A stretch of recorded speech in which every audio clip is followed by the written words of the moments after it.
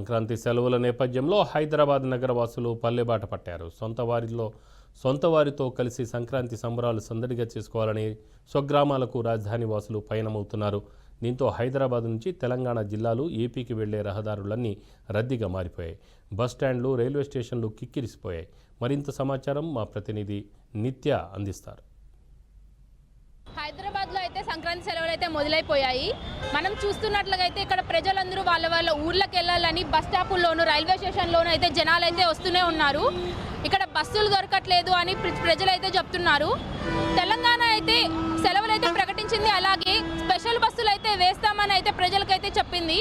అలాగే ఏపీఆర్టీసీ కూడా ప్రజలకి స్పెషల్ బస్సులు అధిక ఛార్జీలు లేకుండా ప్రజలకు ఇస్తామని చెప్పింది. అది ప్రజల వరకు ఎంతవరకు చేరిందో ప్రజల్ని అడిగి తెలుసుకుందాం రండి. ఈరోజు చాలా ట్రాఫిక్ ఎక్కువ ఉంది. సో మేము స్టూడెంట్స్ కాబట్టి మాకు ఇంటికి వెళ్ళే వరకు లాంగ్ జర్నీస్ వాళ్ళు ఉంటాం కాబట్టి మాకు ఇంటికి వెళ్ళే వరకు చాలా టైం పడుతుంది.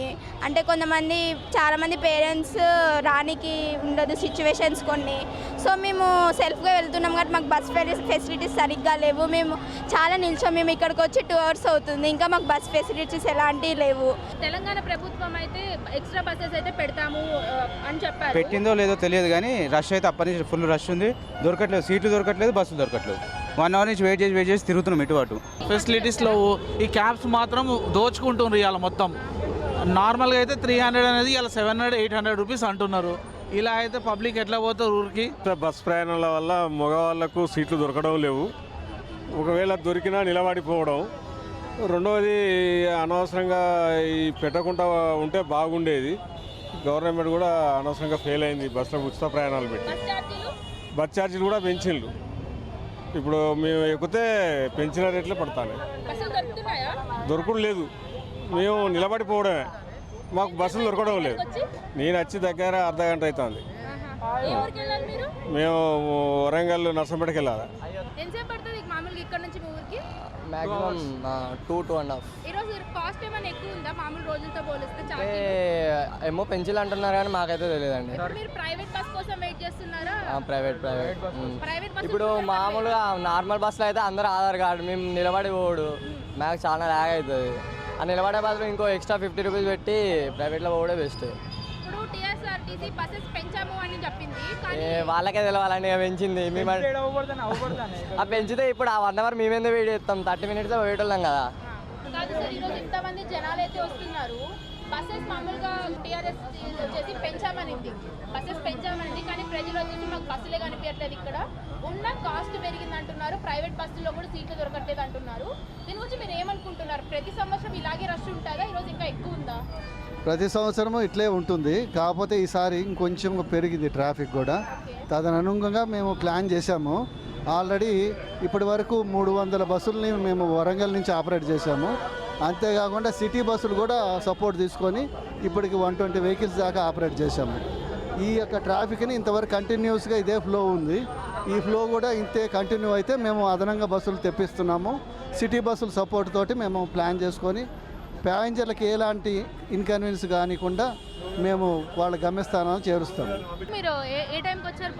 ఇప్పుడు 12 గంటలకు వచ్చామండి. ఇప్పుడు మేము ఫ్యామిలీతోని 3 లేడీస్, నేను ఒకళ్ళు వచ్చాను. ఇప్పుడు మీ ఒక్కలే కాదు, ప్రతి ఒక్కరు కూడా అదే ప్రాబ్లం ఎదుర్కొంటున్నారు. స్పెషల్ బస్సులు వేసారు కానీ స్పెషల్ బస్సులు ఎక్కకపోతే లేడీస్కి ఛార్జ్ అంటున్నారు. పోనీ ఛార్జ్ పెట్టి ఎక్కుదామంటే స్పెషల్ బస్సులు విజయవాడ విజయవాడ బస్సు ఎక్కుదామంటే కోదాట్లో, నగరికల్లో, సూర్యాపేటలో నాన్ స్టాప్ అంటున్నారు. మళ్ళీ ఛార్జీ అడిగితే డబల్ ఛార్జీ అంటున్నారు. ఎదరికి నార్మల్ బస్సు అయితే ఛార్జ్ వచ్చి 160-180 ఉండే, ఇప్పుడు సూర్యాపేటకి 300 అంటున్నారు. కోదాడ ఎక్కుదామంటే 580 అంటున్నారు. ఒకవేళ మీరు స్పెషల్ బస్సు విజయవాడ ఎక్కితే మాత్రానికి మీరు కోదాడికి టికెట్ తీసుకొని విజయవాడ కానీ సూర్యాపేటలో కానీ ఇక్కడ ఎల్బీ ఇప్పుడు రామోజీ ఫిలిం సిటీలోనే దిగండి, కానీ 580 రూపాయలు ఇచ్చి మీరు ఎక్కడైనా దిగండి అని చెప్తున్నారు. ఇది పద్ధతి కాదు కదా.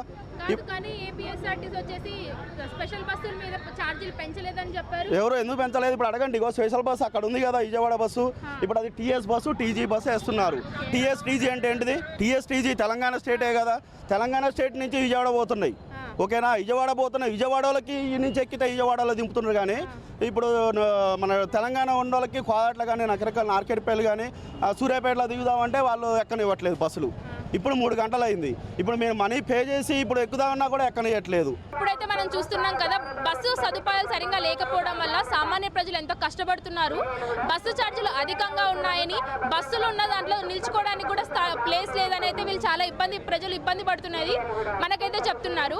సో ఇప్పటికైనా గవర్నమెంట్ ఇంకా దృష్టిలో పెట్టుకొని ఇంకా బస్సులు ఇచ్చి సామాన్య ప్రజల్ని గుర్తుపెట్టుకొని బస్సు ఛార్జీలు కూడా తగ్గించి వాళ్ళని ఇట్లా పండగల సమయంలో వాళ్ళకి హెల్ప్ చేసేటట్టు స్పెషల్ బస్సుల్ని సౌకర్యంగా ఉంచాలని